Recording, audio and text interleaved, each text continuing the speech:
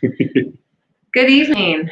It's good to say hello again on a Monday night from the Painter household. I'm Becky, and this is Rob. For anyone who maybe hasn't joined in before, we're happy to see Peggy on here. Yay. And give you a shout out. And we are beginning our third book that we've read together on YouTube. And this one is called Endurance. And it's by a gentleman named Alfred Lansing. He's actually writing about the venture of Ernest Shackleton. These British guys. Give them different names. Not William Shatner? Not William Shatner. That's another book. Or CD, an album he produced. Yeah. Yes, Ernest Shackleton, who set off, he was an explorer, British explorer, who had a number of voyages, and this particular one is about him setting off to the Antarctic continent. And it's a long book. It's over 350 pages, and we are doing this book, if you're wondering why. We're reading it because Redeemer Church is actually, as a church, encouraging everybody to consider this word, not just the word endurance, but what endurance is and the life of a Christian. Biblically. Yeah, that's right.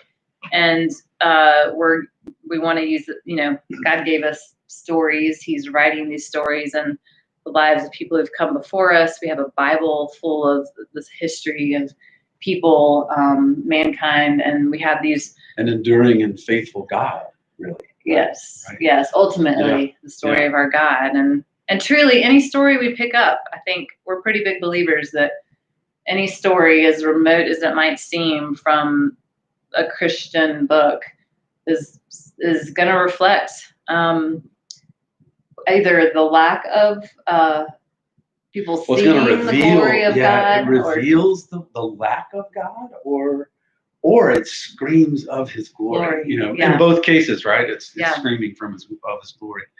And this book, again, we would love to try and read it, but actually, you wouldn't like that.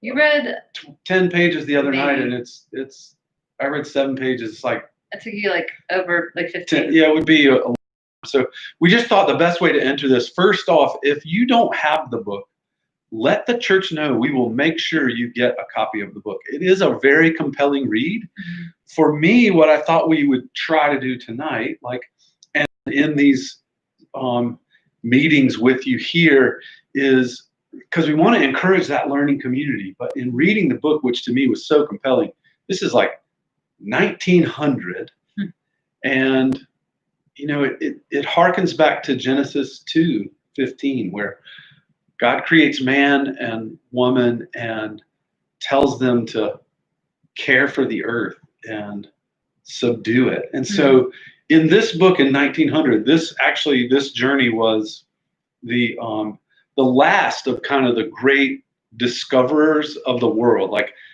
these guys who were created in God's image and thought they could conquer everything. And they were, as Britain as an empire, every country, it's so fascinating to read. This has touched that place.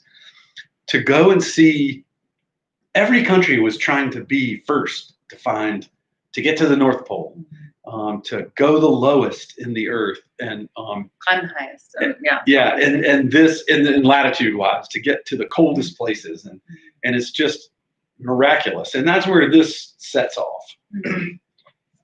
Yes. So as Rob said, not going to read through the entire thing. We are going to start in chapter 1 because it kind of starts, how do they phrase it, in medias res, a little bit of kind of starts at where the action is maybe semi at its peak in terms of part of the story, and then it'll back up and give a little info. So I want to give a little bit of background info, but we have some we've kind of selected some excerpts. We have some additional info to share with you, just because for us, reading up on the actual story, getting more information about this part of the world,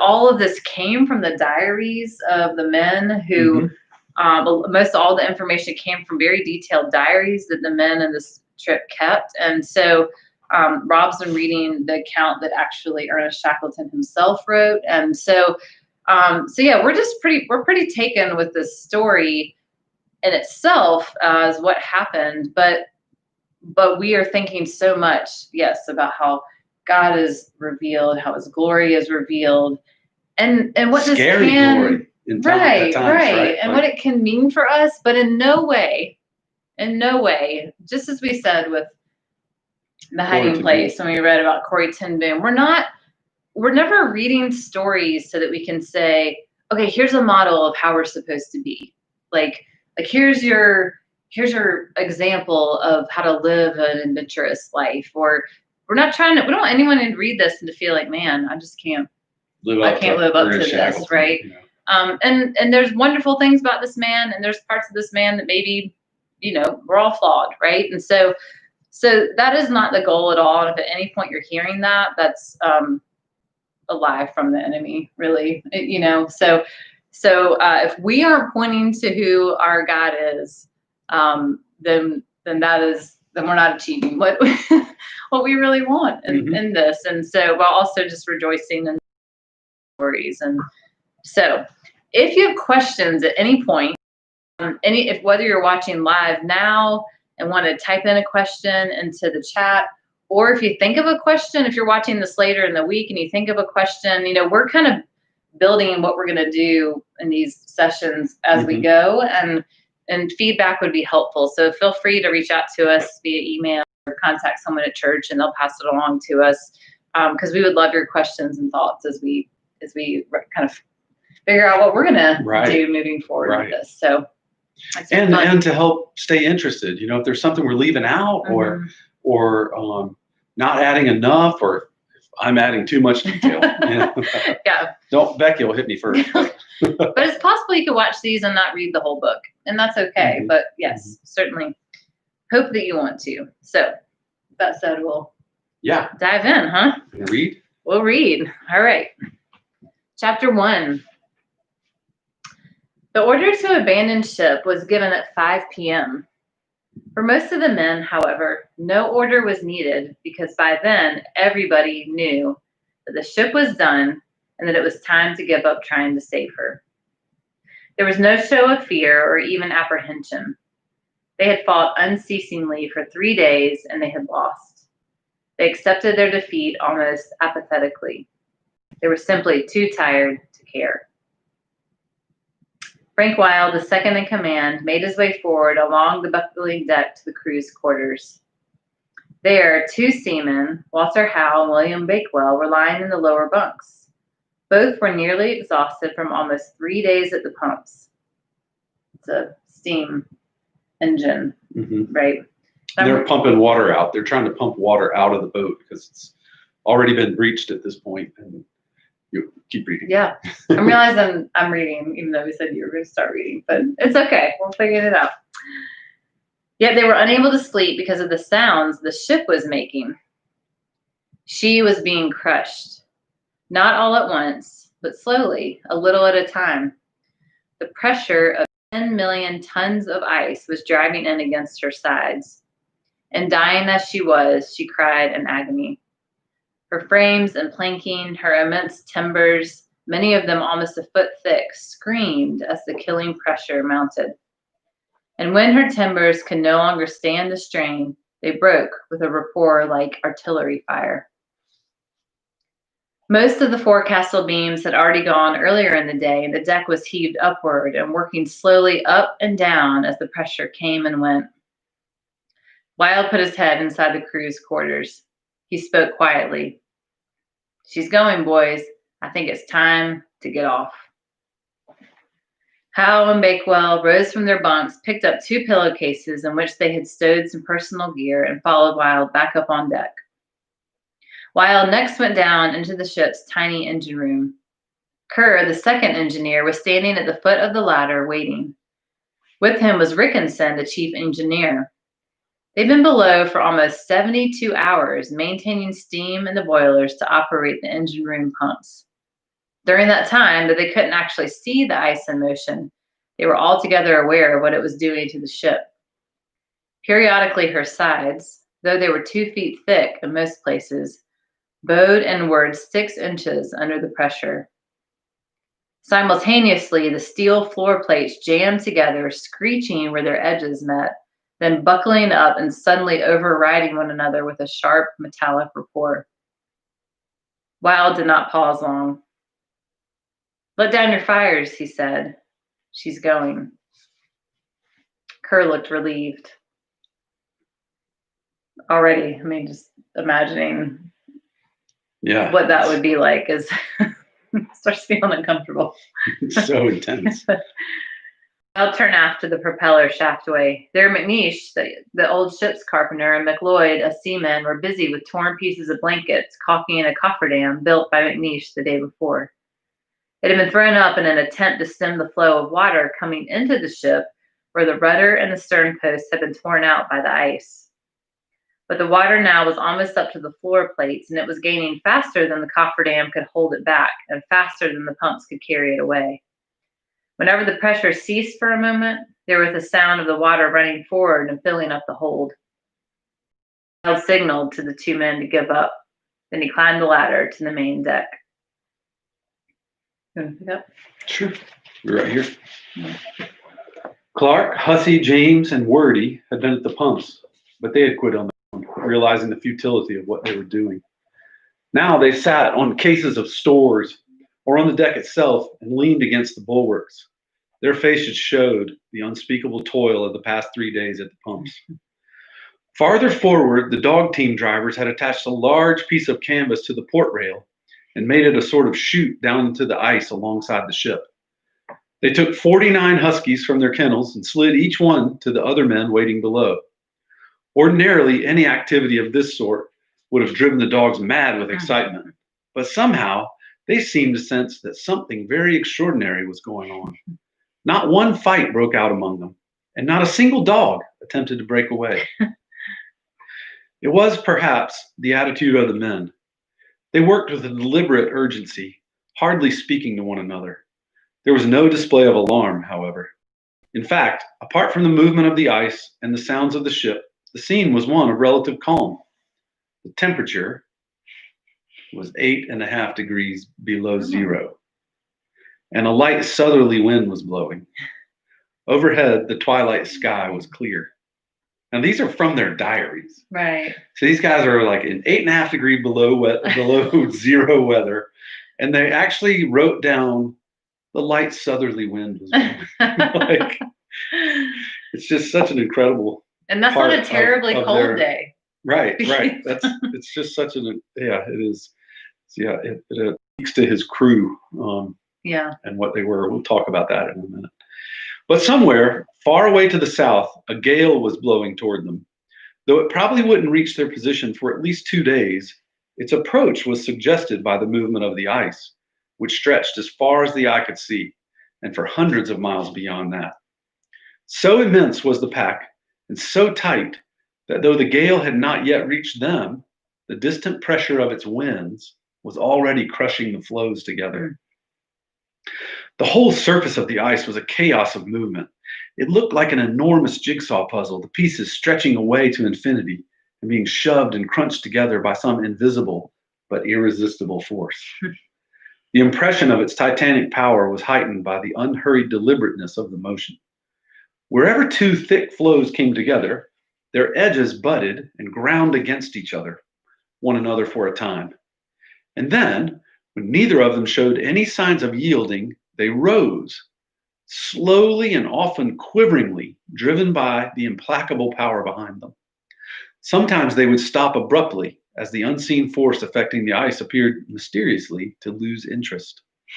More frequently, though, the 2 floes, often 10 feet thick or more, would continue to rise, tenting up, until one or both of them broke and toppled over, creating a pressure ridge. There, the sounds of the pack in the movement, the basic noises, the grunting and whining of the floes, along with an occasional thud as a heavy block collapsed. But in addition, the pack, under compression, seemed to have an almost limitless repertoire of other sounds, many of them strangely unrelated to the noise of ice undergoing pressure. Sometimes there was a sound like a gigantic train with squeaky axles being shunted roughly about, with a great deal of bumping and clattering. At the same time, a huge ship's whistle blew, mingling with the crowing of roosters, the roar of a distant surf, the throb of an engine far away, and the moaning cries of an old woman. In the rare periods of calm, when the movement of the pack subsided for a moment, the muffled rolling of drums drifted across the air. In this universe of ice, nowhere was the movement greater, pressure more intense, than in the floes that were attacking the ship. Nor could her position have been worse. One floe was jammed solidly against her starboard bow. The other held her on the same side, aft.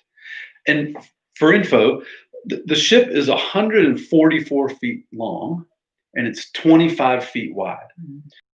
Starboard is right. The fore is the front of the boat. The aft is the rear. And so one of the floes is pushing against the right side. Another floe is pushing against the backside, which is trying to twist the ship apart, right? And then a third floe on the opposite side, on the port side, which is left, just opposite. So it's like three floes are pushing her. Those are just huge chunks of ice. Huge, floating ice on the sea. And they're pushing the boat in this place and this place and in this place. They're basically just wrenching her in half. It's why, I mean, it's like a living being. The verbs they're they are. And the attack it talks about. And seamen always describe their boats as she's. You know, they're always, the ship was is hurting. She's hurting, but also the ice. I mean, it's like it's a living being. And then crazy enough, you know, it makes me think of the disciples in the boat. Are you not going to wake up for this? You know, and right. So he just wakes up and speaks, and it stops. It's like all of that is present here. Well, in the verse we also talked about, you mentioned at one point in the verse when Jesus says in Luke, I had to look it up. He says, "Teacher, rebuke your disciples." When Jesus rides in on the colt and they're shouting Hosanna, and Jesus said, "I tell you, if they were silent, the very stones would cry out." Yeah. So you think, and these guys are in the midst of that, right, all these sounds. Of. It really is glorious, and we'll finish reading and show a little bit more. Hopefully, it's compelling that you want the book, because it's a lot of fun. Forward, where the worst of the onslaught was concentrated, the ice was inundating her. It piled higher and higher against her bows as she repelled each new wave, until gradually it mounted to her bulwarks and then crashed across the deck, overwhelming her with a crushing load that put her head down even deeper. Thus held, she was even more at the mercy of the floes driving against her flanks. The ship reacted to each fresh wave of pressure in a different way. Sometimes she simply quivered briefly as a human being if seized by a single stabbing pain. Other times, she retched in a series of convulsive jerks accompanied by anguished outcries. On these occasions, her three masts whipped violently back and forth as the rigging tightened like harpstrings. But most agonizing for the men were the times when she seemed a huge creature suffocating and gasping for breath, her sides heaving against the strangling pressure. More than any other single impression in those final hours, all of the men were struck, almost to the point of horror, by the way the ship behaved, like a giant beast in its death agonies. By 7 p.m., all essential gear had been transferred to the ice, and a camp of sorts had been established on a solid floe a short distance to starboard. The lifeboats had been lowered the night before. As they went over the side onto the ice, most of the men felt immense relief at being away from the doomed ship, and a few, if any of them, would have returned to her voluntarily. However, a few unfortunate souls were ordered back to retrieve various items. One was Alexander Macklin, a stocky young physician who also happened to be the driver of a dog team. He had just tethered his dogs at the camp when he was told to go with Wild to get some lumber out of the ship's forehold. The two men started out and had just reached the ship when a great shout went up from the campsite. The floe on which the tents were pitched itself was breaking up. Wild and Macklin rushed back. The teams were harnessed, and the tents, stores, sledges, and all the gear were hurriedly moved to another floe 100 yards farther from the ship. By the time the transfer was completed, the ship seemed on the point of going under, so the two men hurried to get aboard. They picked their way among the blocks of ice littering the forecastle, then lifted a hatch leading down into the forepeak. The ladder had been wrenched from its supports and fallen onto one side. To get down, they had to lower themselves hand over hand into the darkness. The noise was indescribable. The half-empty compartment, like a giant sounding box, amplified every snapping bolt and splintering timber. From where they stood, the sides of the ship were only a few feet away, and they could hear the ice outside battering to break through. They waited for a moment until their eyes grew accustomed to the gloom. What they saw then was terrifying. The uprights were caving in, and the cross members overhead were on the verge of going. It looked like a vice were being applied to the ship and slowly tightened until she could no longer hold out against its pressure. The lumber they were after was stored in the black, dark recesses of the side pockets in the very bow of the ship. To reach it, they had to crawl through a thwartship's bulkhead, and they could see that the bulkhead itself bulged outward as if it might burst at any moment, causing the whole forecastle to collapse around them. I mean, these guys. Macklin hesitated for just a moment, and Wild, sensing the other's fear, shouted to him above the ship to stay where he was. And then Wild plunged through the opening, and a few minutes later began passing boards out to Macklin. The two men worked, but even so, the job seemed interminable. Macklin was sure they would never get the last board out in time. But finally, Wild's head reappeared through the opening.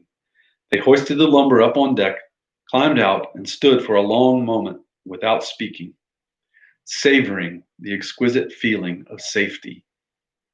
Later, to the privacy of his diary, Macklin confided, "I do not think I have ever had such a horrible, sickening sensation of fear as I had whilst in the hold of that breaking ship."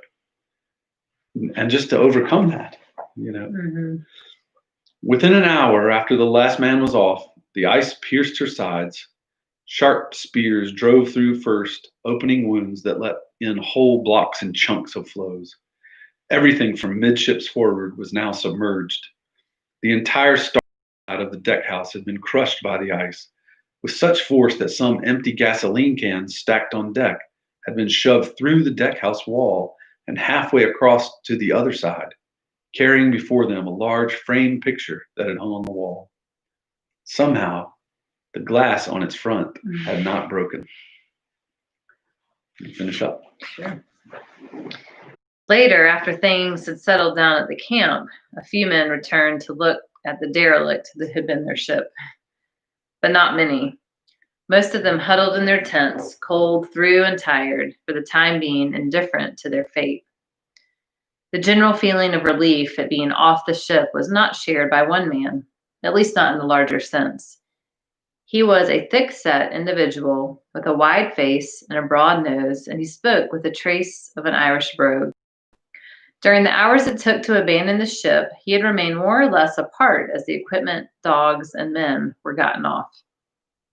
His name was Sir Ernest Shackleton, and the 27 men he had watched so ingloriously leaving their stricken ship were the members of his Imperial Trans-Antarctic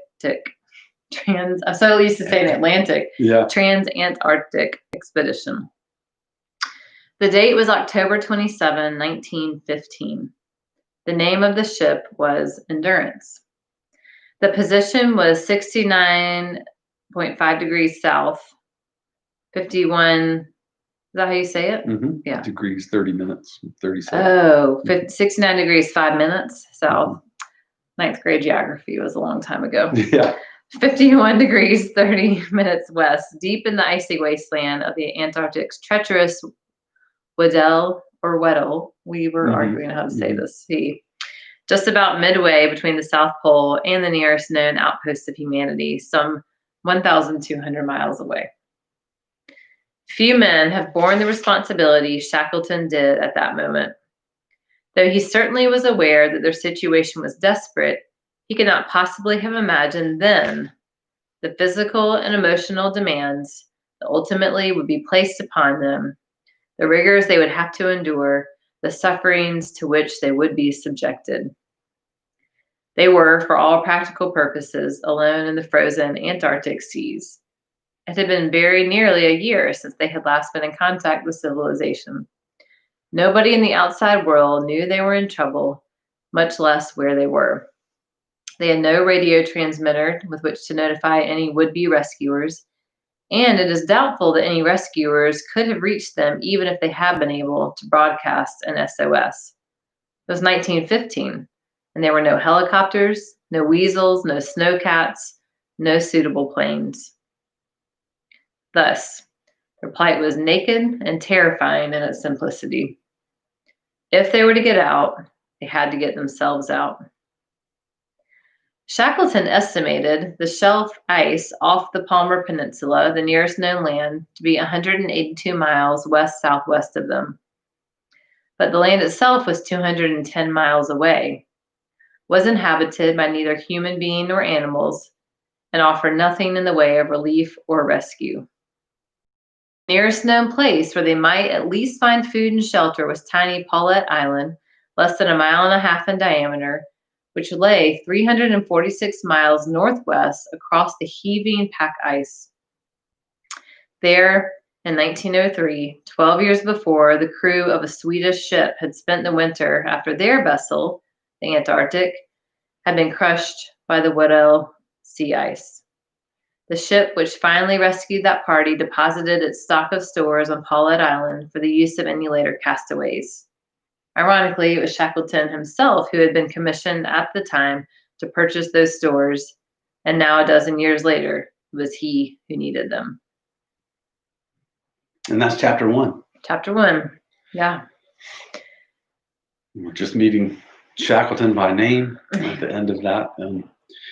It's his the expedition, which he had sought in Britain at that time and was seeking money. And Shackleton had been to the South Pole, not the exact South Pole, but had been in that direction before, and with other expeditions. And so he knew the treachery of that space, and someone else had gotten to the South Pole first, and so he had come up with the idea that the next thing that should happen, and keep in mind, like the Britain was, a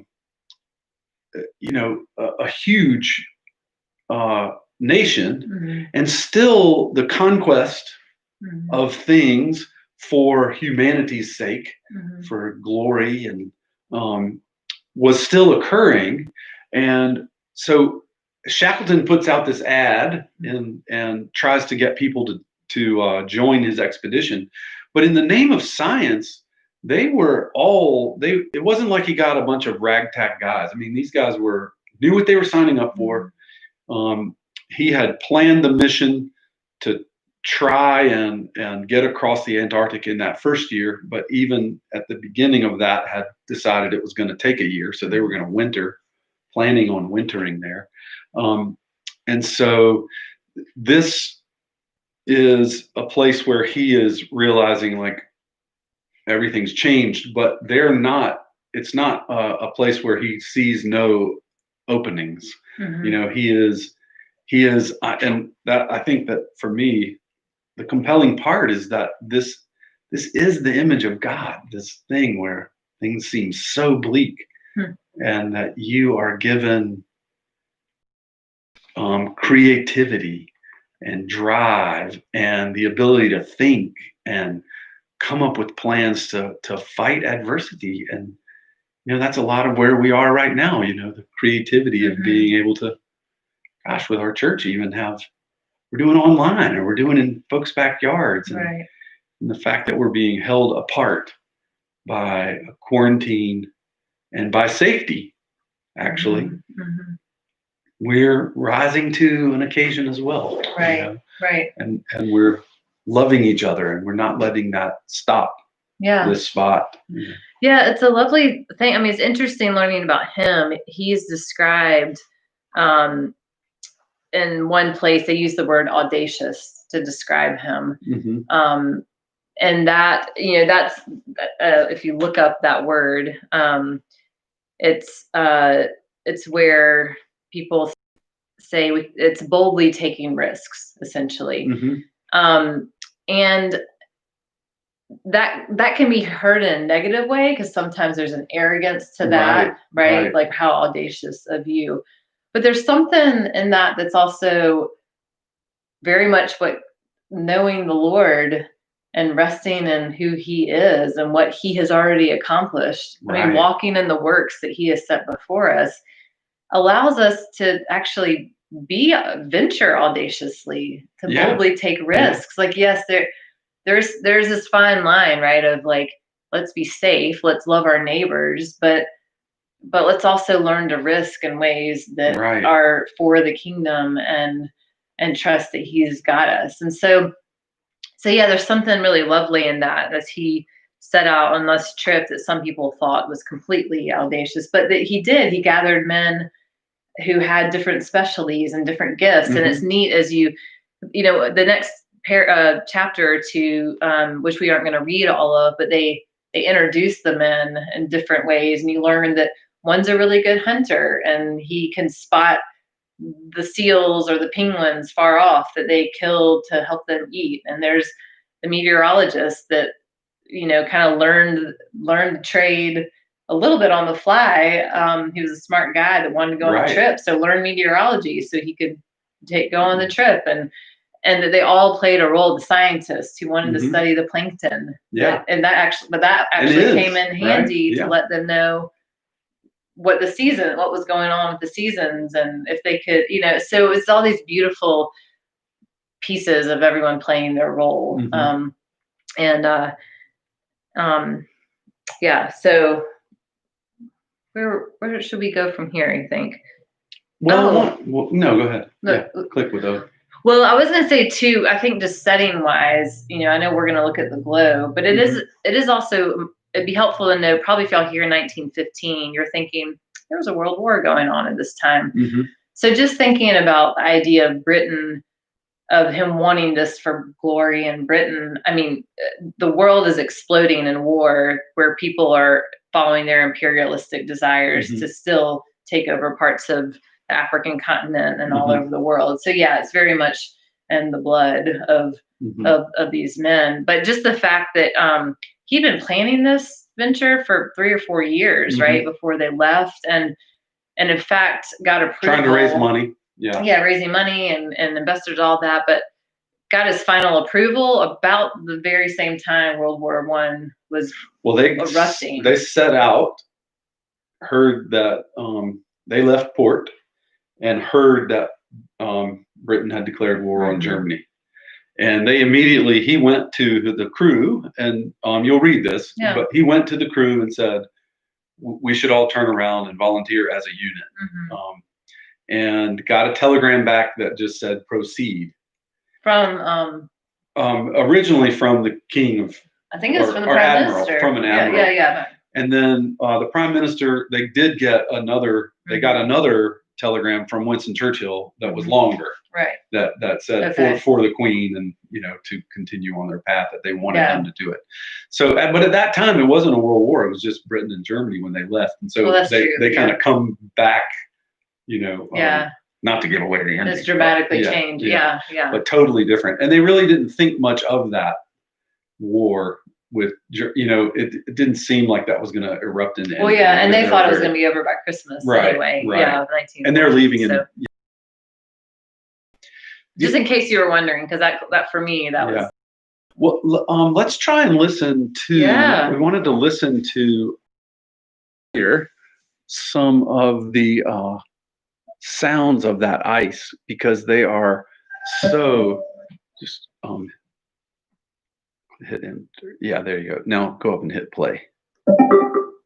Yeah, Some of what was read about the ice pack. About those Wow. noises. So just hit play. Yeah. Screeching and howling and whining, which was absolutely hideous. And I think some of the words that you hear are actually from these guys' diaries.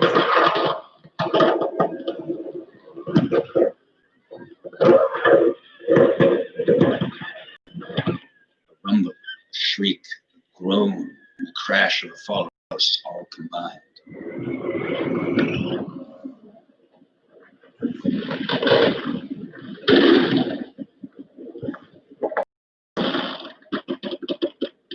The force of the ice movement is so strong that ships can inadvertently be caught, crushed, and sunk. A ship captain reported in 1855 that his ship was caught in the ice and within 10 minutes disappeared beneath the surface, barely long enough for the crew to escape and save their boats.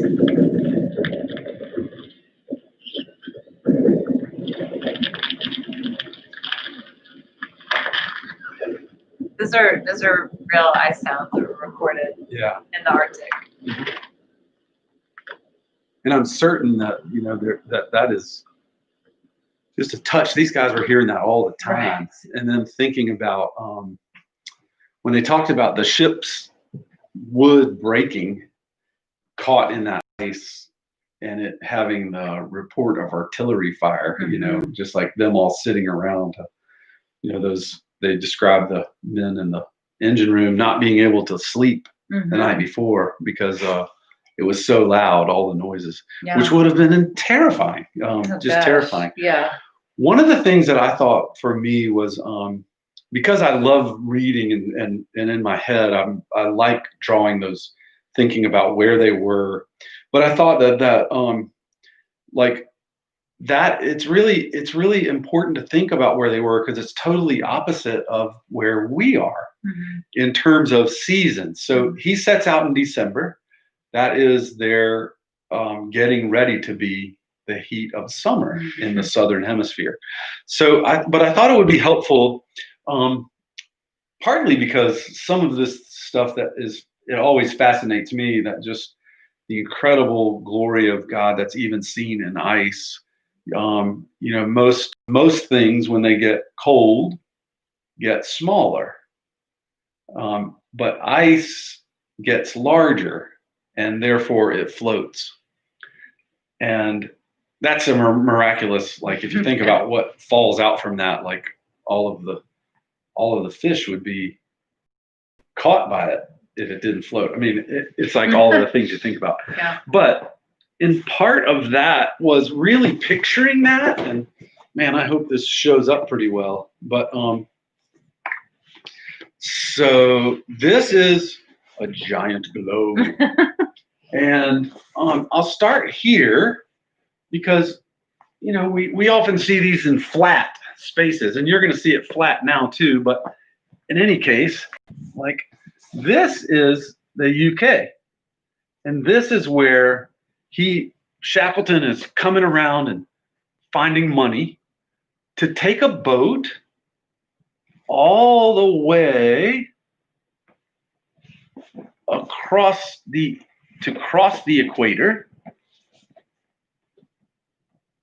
and then come all the way down here. And it's interesting if you read about there's all kinds of winds. I mean, maybe some have heard of the horse latitudes where there's really no wind, and that's these areas around the equator right here where wind currents don't really work very well. But the seamen talk about, let's see if I can find the markings.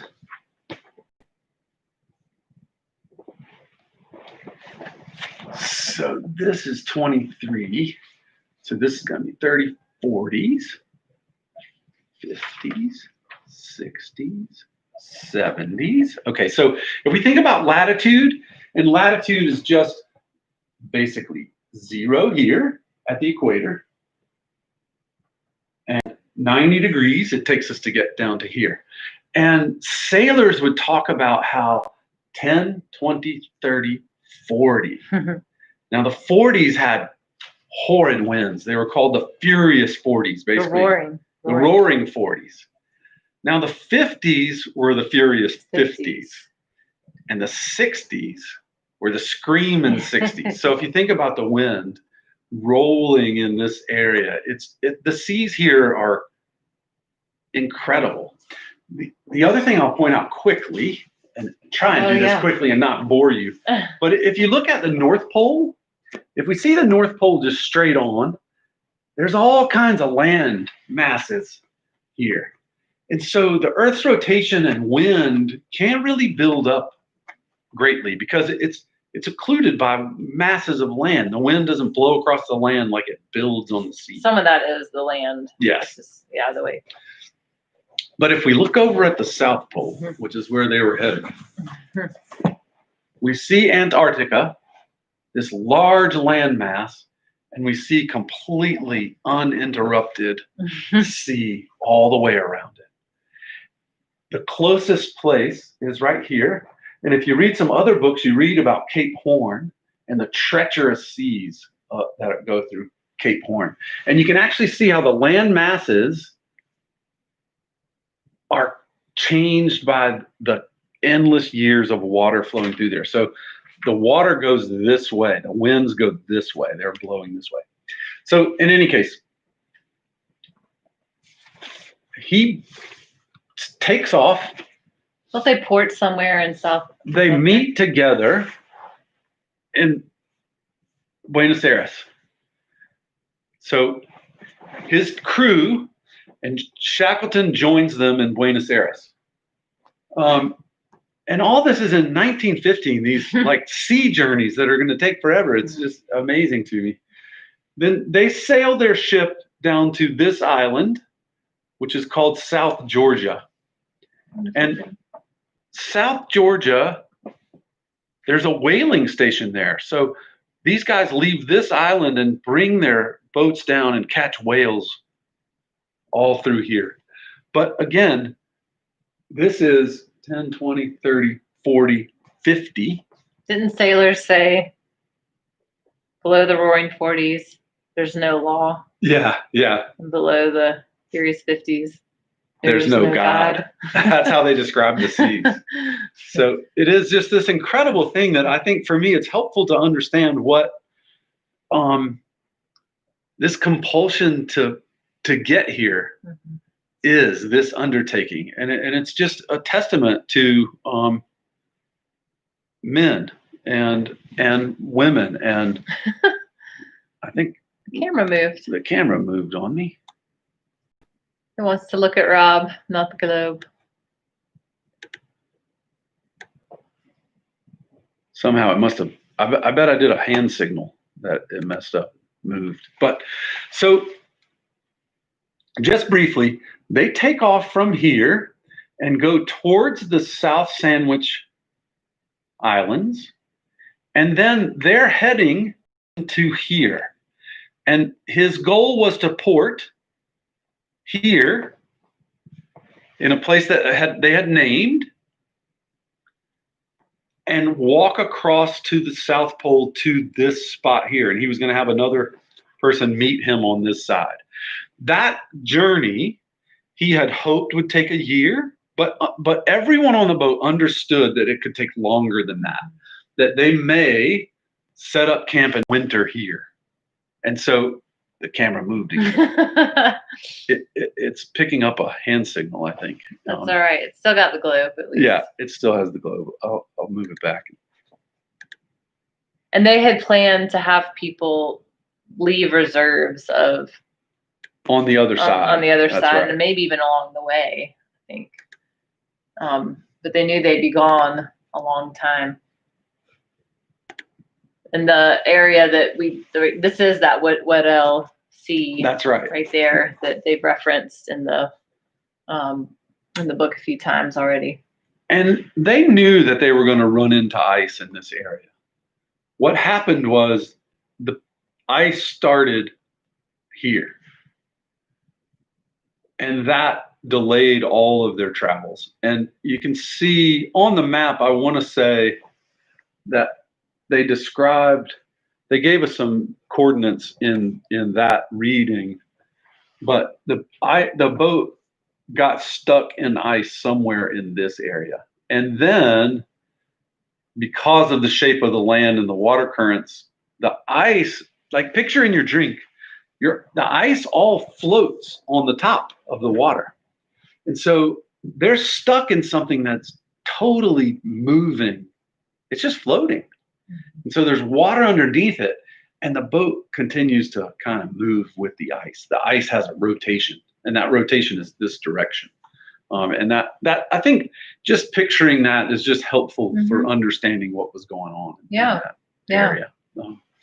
And certainly, if you have any questions or if that brings up other things, don't hesitate to ask. I totally agree that groaning sounds are. I can't imagine what that kind of sounded like. Really, for them, hearing it all the time, I'm not sure if I would have ever slept. Yeah. But we're going to read some more. We're going to read a couple more excerpts. Do you want to? Yeah, I think so. It's helpful to get an idea of where they were and kind of what was going on there. There was a part I thought where it talks about what the men describe. This is on page 35. So we're in the end of chapter 3, where they talk about they're describing what it's like to be packed in that ice, because it was months that they were packed in, and they kind of slowly realized they were stuck, and then they thought they might see an opening in the ice, and then they would have to wait because of something, and eventually they realized like we're stuck, like we're not really going anywhere. But on page 35, it says, okay, almost immediately, it says at the bottom of 34.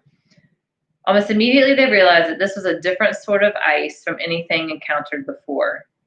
The floes were thick but very soft and consisted mostly of snow.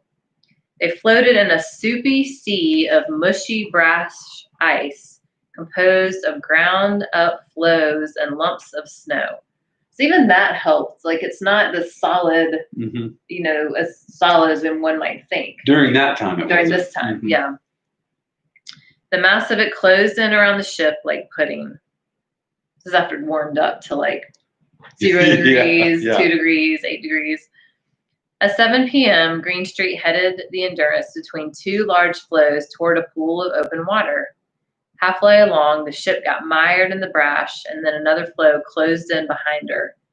Even with the engines at full speed ahead, it took her 2 hours to push her way through. What seemed like a routine decision was recorded in Worsley's log.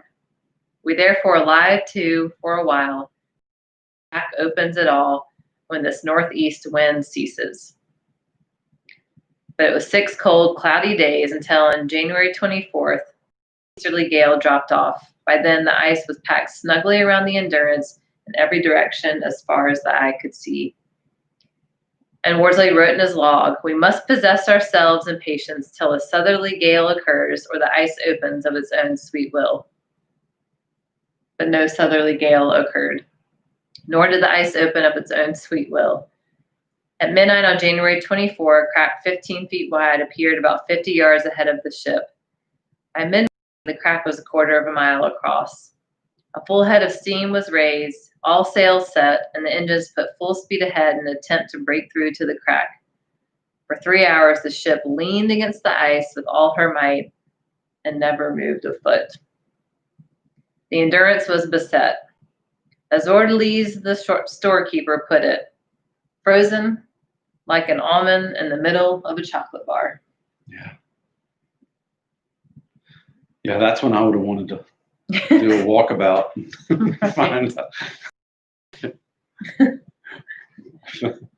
I wasn't meant for this. Yeah, right. New profession. So there's a lot of description, and it talks too about like why they were packed in. And you'll read about that, but a lot with wind, just conditions, and just the mercy these men were at, like all their planning. Mhm. And like you said, he had planned and hoped they could make this journey in the summertime down there, but if they missed that window, they were going to wait until the next time it Right. warmed up. There's these seasons where it was light for 2 months, right? Of where the sun was up Mhm. Straight straight Yeah, for just 2 twilight. months, and then it's completely dark It's gone after that. after that. And just to think about how different it is where we live and what it would be like to live in this completely southern Right. hemisphere, the most southern. But a part of the something I just think personally you need to check out. They talk about on page 47 to 48, this polar night, and they compare it to the ice age. And maybe this is I think this might be worth reading. We still have 8 or 10 minutes, but part of why this book was selected is because we are in winter time right now in Winston-Salem. It feels like a winter of the spirit for a lot of people at this time of year, post-Christmas. I mean, just regardless of it being 2020, 2021, this being a hard year, but just we're getting in the doldrums of winter. Some people deal with depression more often in that time. We're extra pandemic. And we're in a pandemic. We're extra isolated. It's hard to so just thinking about this idea of the polar night. But chapter 5 begins and says, "In all the world there is no desolation more complete than the polar night. It is a return to the ice age. No warmth, no life, no movement. Only those who have experienced it can fully appreciate what it means to be without the sun, day after day and week after week. Few men unaccustomed to it can fight off its effects altogether, and it has driven some men mad." By coincidence, the man who had once been a partner in the Endurance, M. Le Baron de Gerlache, had himself been beset in the Weddell Sea aboard a vessel called the Belgica in 1899. With the coming of the night, the Belgica's crew became infected with a strange melancholy. As the weeks went by, this slowly deepened into depression and then despair. In time, they found it almost impossible to concentrate or even to eat. In order to offset the terrifying symptoms of insanity they saw in themselves, they took to walking in a circle around the ship. The route came to be known as Madhouse Promenade. One man died of a heart ailment brought on partly by his unreasoning terror of the darkness. Another was seized with the idea that the rest of the crew intended to kill him, and whenever he slept, he squeezed himself into a tiny recess of the ship. Still another gave way to hysteria, which left him temporarily deaf and dumb. But there was very little depression on board the Endurance. The coming of the polar night somehow drew the men closer together. And it goes on to talk about the things they did to pass the time and to entertain each other. And so it just seems to scream of this idea of, again, what isolation and loneliness can do to people. It's not too hard, I think, for a lot of us to imagine that you'd be going crazy literally in this situation. But also that there is it doesn't have to be that way. Yeah.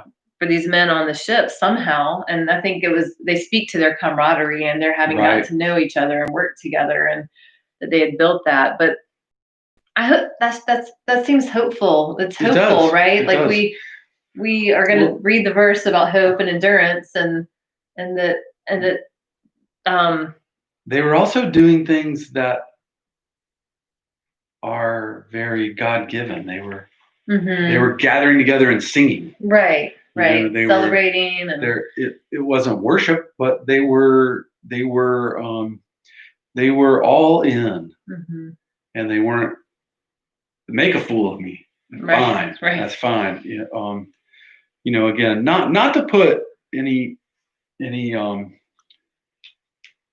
I think it's a call to who we are. It's not. The Father sees us as children He wishes to gather under His wing, and that we acknowledge that by singing and worshiping, even with the few people we can be with, Yeah. and in a very big way. Yeah, Right. Right. To glory in that.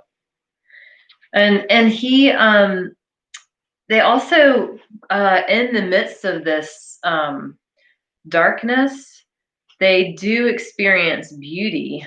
And this is where I'd say go look up some images if you can of what this describes. You know, it's one of those things I hope one day person. I mean, it'd be amazing. But page 53, they say. Outside, however, the weather was getting steadily worse. Late in May, so that's where they are at this point, the temperature dropped below zero and stayed there. During the first half of June, so their winter, the average reading was negative 17 degrees. But the scene from the deck of the Endurance was often fantastically beautiful. In clear weather, if the moon was out, it swept in bold, high circles through the starlit skies for days on end, casting a soft, pale light over the floes. At other times, there were breathtaking displays of the aurora australis, the Antarctic equivalent of the northern lights. Incredible sunbursts of green and blue and silver shot up from the horizon into the blue-black sky, shimmering, iridescent colors that glinted off the rock-hard ice below. But apart from the increasing cold, the weather remained remarkably stable and free from gales. So look that up, because some of the images are beautiful, and you can find some time lapses that show the movement of the light and that sort of thing. But and to me too, that just we're going to end on our scripture that the church has talked about, but I kept hearing like the earth is the Lord's and the fullness thereof. And then I looked up that beginning of the Psalm 24. The world and those who dwell therein, for he has founded it upon the seas and established it upon the rivers. And that the psalm ends by saying, who is this King of glory? The Lord of hosts, he is the King of glory. Yeah. So even that we have a creator that somehow like knew there needed to be this landmass at the bottom of the globe that no one would live on, but people would be fascinated with. And that he even provided these incredible lights that very few of us will ever see, right? The very few men, but probably for these men, I imagine was a surge of hope and something to rejoice at, you know. It's really sweet, actually. Very much so. We could keep going. There's so much. There's so much.